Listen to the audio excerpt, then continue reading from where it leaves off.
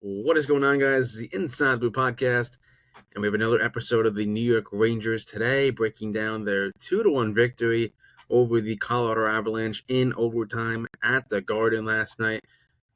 And this team looked really good, right? Before the All-Star break, heading into the All-Star break, we had a lot of concerns about this team. They weren't the same team they were back in 2023. They weren't moving the puck well. They weren't getting help from Igor Shesterkin. They they weren't getting help from some of their top players, Mika Zibanejad, Chris Kreider, and many others. The only guy that was really producing consistently for this team was number 10 in blue, Artemi Panarin.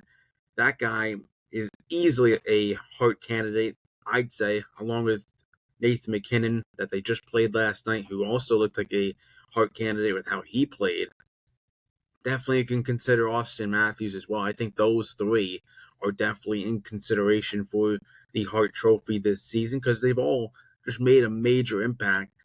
And if you take all three of those players off that team, I don't think they're the same team. I really don't. And that's just what makes the Hart Trophy so valuable, right? In my opinion, is if you have a guy like that, you take him off the team, how good are they? Are they the same team that they are? Do they take a major step back? But I think, what is this team without Artemi Panarin? Is it a fringe playoff team? Is it a wild card team? Or are they not even a wild card team and they're, a team that's outside the playoffs, trying to look in. But Artemi Panarin was outstanding last night. Had a huge goal in the third period. The Rangers couldn't score on Alexander Georgiev until the third period. A lot of, I guess you could still say there are still some scoring concerns because their shooting percentage is down. First half, things were going for them. A lot of things were going for the New York Rangers. Goals were happening left and right. They were scoring 6 goals, sometimes 5. But now they played a tight game against the Avalanche, and that's kind of what this game was going to be. It's two really talented teams, and one of these teams are going to make a mistake, and it's going to cost them. The New York Rangers let Nathan MacKinnon walk in, and a sweet move that ends up beating Jonathan Quick, who we'll get into later about Jonathan Quick's performance. But that just can't happen. Nathan MacKinnon, when you give him time and room and space, it's a good chance that he's going to score on you because that's how good of a player he is. He was flying last night, and I mean flying. Like, the thing is, once this guy gets the puck, he just crossovers, and speed. That's the big thing about this Avalanche team is they have a lot of speed up and down the lineup, and they're a good team. This was a very good win for the New York Rangers to start off their campaign after the All-Star break. And I think with this Rangers team, if they can play like this more often and score a lot more goals, I think they can get back to that level they were back at the start of the season where it was kind of they would just go into your building and dominate. I thought they did a really good job. I thought they had a lot of good shifts in the offensive zone. There were times that Avalanche defense was tired. Rangers were kicking and, trying to get a goal.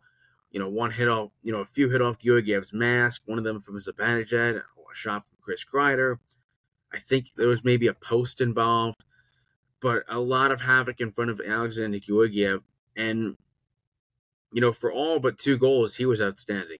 Third star of the night, second star Alexei Lafreniere, and first star Jonathan Quick.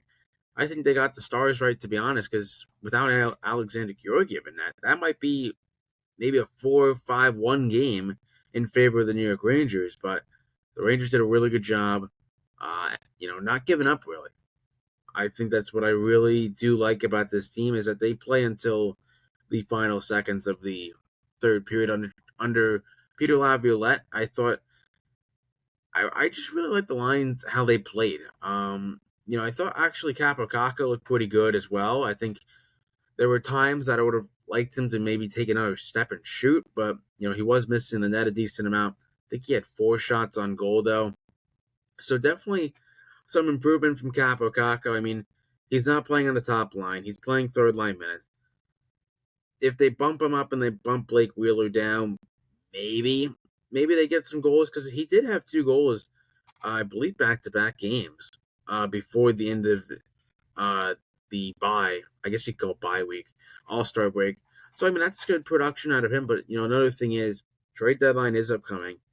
We know that, and if we don't see like at least some production or some sign of hope, there is probably a good chance they do deal Capo Caco. I don't know what for, but this trade deadline is very important because I do think the Rangers can make their team better. Of course, Filipino out for the year with that injury he suffered in practice, so definitely best wishes to Filipino.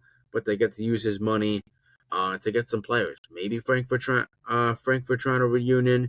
Maybe they go back and grab Vladimir Tarasenko, who's on a very struggling Ottawa Senators team. Maybe they get a guy like Anthony Duclair. Maybe they go and out get a defenseman like a Jacob Chikrin. But I really expect them to get a forward. I don't know who it's going to be. It could be Adam Henrique, but I feel like if they get Adam Henrique, man, that's just a stab to the stomach. We all know what Adam Henrique did seasons ago. Not going to bring it up again because I think if you know about the Rangers' playoff history, you know who Adam Henrique is and what he did to us. But getting back to the game, I think the biggest thing I liked was their speed. I thought their speed was actually pretty good matching up against the Colorado Avalanche, who have a team that has a lot of speed. Cale Makar has a lot of speed. Bowen Byram. This is a good start. This is a really good start for the Rangers, and they need to continue this. Because if they can continue this, we could see a really solid, second half. I know the second half kind of already started, but really after that All-Star break, how can this team play?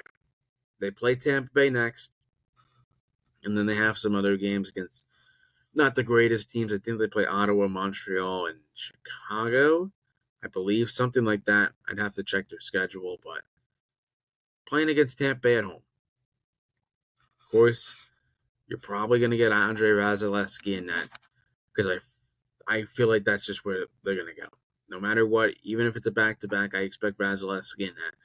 We all know how good Andre Vasilevsky is, and he's a good goalie still. I know he hasn't had, his Vezina type numbers. Neither has Igor. Neither has some other goalies like Ilya Sorokin.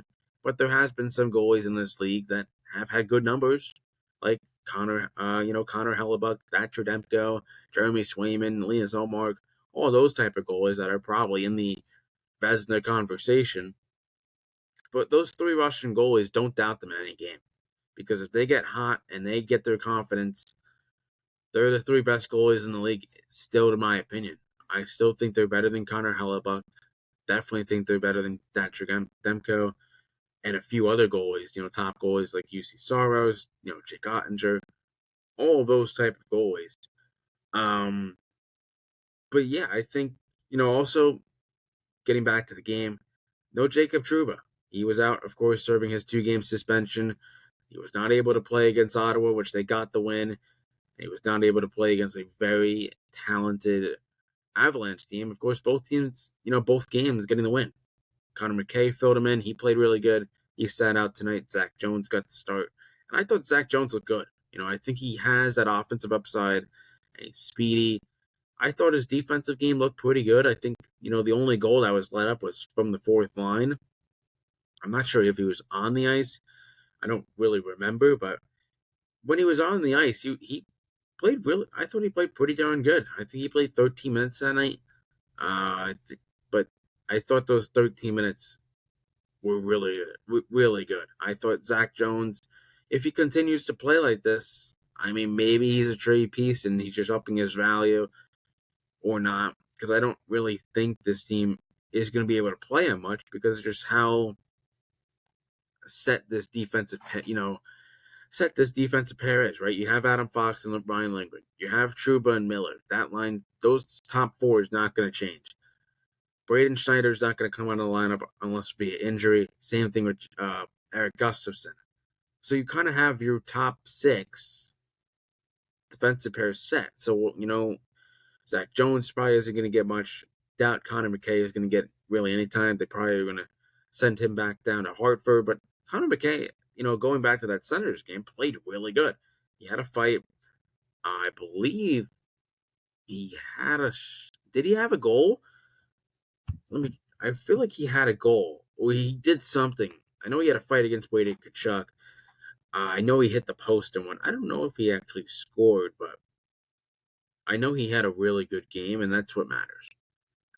You go into the lineup, you don't really expect to probably play too much because they have a game plan that they kind of already have, and then they're just plugging in Connor McKay, who obviously knows the Rangers system and all that. But props to Connor McKay having a good game against Ottawa. Props to having good games from Keandre Miller. I thought had a good game.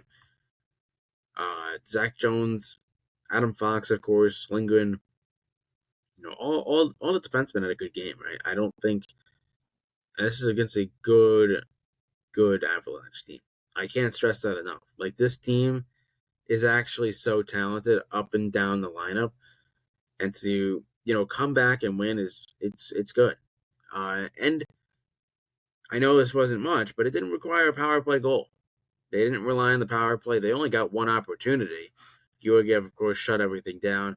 Georgiev was unbelievable. I have to say, from a guy that I did really like as a backup to Benoit Allaire, helping him develop, and him going to the Avalanche on a pretty favorable deal for the New York Rangers. Um, he's played really good. The only thing with Alexander Georgiev is obviously his save percentage is under 900, but he had a good game. And he also, I think, starts too much. I think the Avalanche need to find a serviceable backup because you can't have Georgiev play 65 plus games. He's going to get hurt.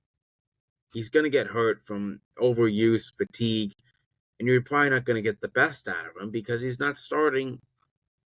He's starting too much. And if you start a goalie too much, there's going to be signs of, injury and, fatigue, like I just said. But another thing is the Rangers did a very good job on the faceoff. That hasn't changed all year.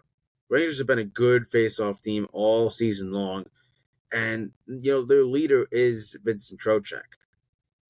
Guy had a 63% faceoff win percentage, and he doesn't have any signs of stopping at winning faceoffs.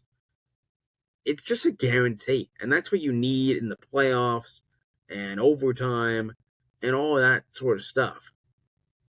Is you need guys that can win you faceoffs in playoff games. Because when it comes to the bigger picture and you need faceoff wins in a playoff game, whether it's on the power play or a defensive faceoff, Trocheck's your guy. If you need a faceoff win, you go to him. Or Barclay Goodrow. Because Barclay Goodrow played overtime. And he won a faceoff that got the Rangers possession. And then obviously later, Jonathan Quick with a questionable outlet at first. It was kind of like a wobbler, but Zibanejad got it to Lafreniere. Lafreniere wins it in overtime. I mean, how about that from the kid to start off, after the All-Star break, getting a goal? That's huge for Alexis Lafreniere in terms of confidence. And his overall play has been outstanding. He's had multiple game winners now in overtime. And it's just good for him, right? This was a guy that, kind of last year, Rangers were taking offers. They were, searching, what would we get for a potential Lafreniere trade. But now with him playing like this, I don't expect Lafreniere to go to any team at all. Different kind of situation with Capo Caco because you haven't got the production out of Capo Caco, but you definitely could. You see his hands and behind the net. He's very good behind the net. I think there's times where speed lacks. Unlike Lafreniere, I think, with Capo Caco, he's kind of more of a power forward build. Shrugs off hits, does, the good stuff like that. But, you would like to see from a second overall pick better production because you know what the first overall pick is doing? That's Jack Hughes.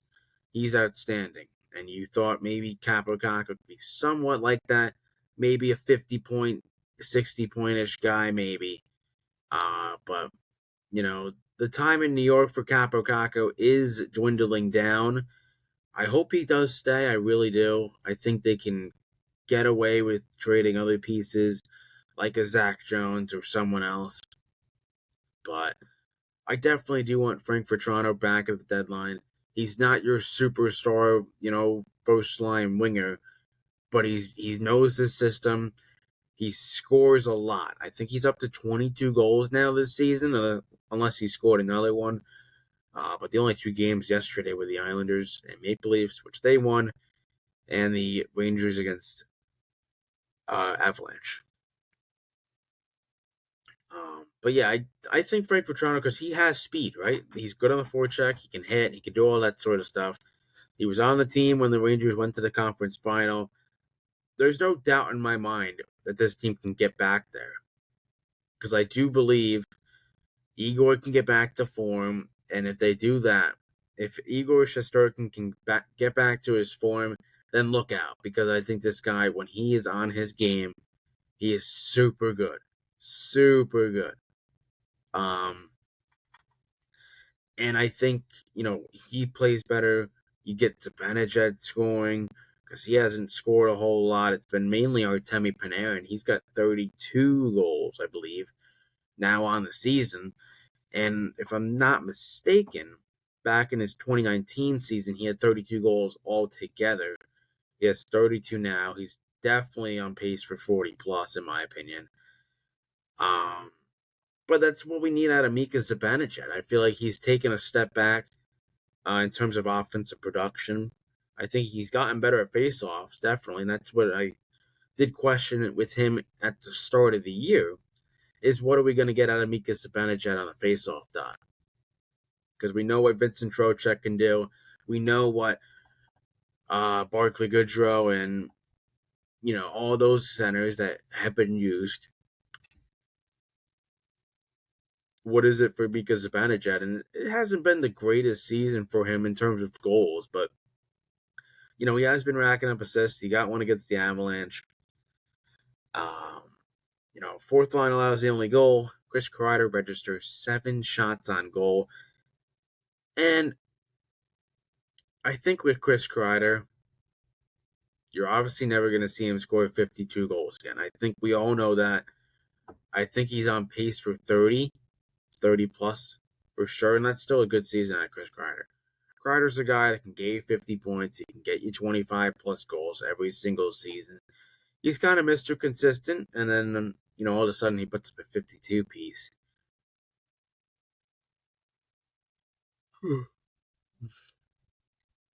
Sorry about that. Getting a little yawn. Laugh the game winner. McKinnon against Panarin was pretty fun, I have to say. Just seeing both of them, like when they have the puck, they're essentially doing the same thing. Going to the goal, getting shots on goal.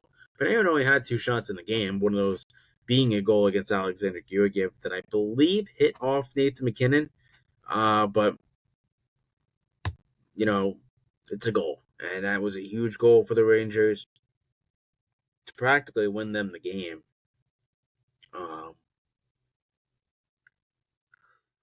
But yeah, kind of my takeaways for this, come behind victory was cool. Definitely to get that out of the way. Beat the Avalanche. And now they take on Tampa Bay. And I think the big question is, who do you start? Do you start Igor Shesterkin, who has had an amazing track record against him? Or do you start Jonathan Quick, who's been your more consistently hot goalie? And I feel like the right answer is Igor here. You look at his numbers in 7 games against the Tampa Bay Lightning. In 7 games, he's 6-0-1. He has had 1 overtime loss. He's got a 140 goals against average and a 956 save percentage. So, I feel like you do kind of expect him to start there.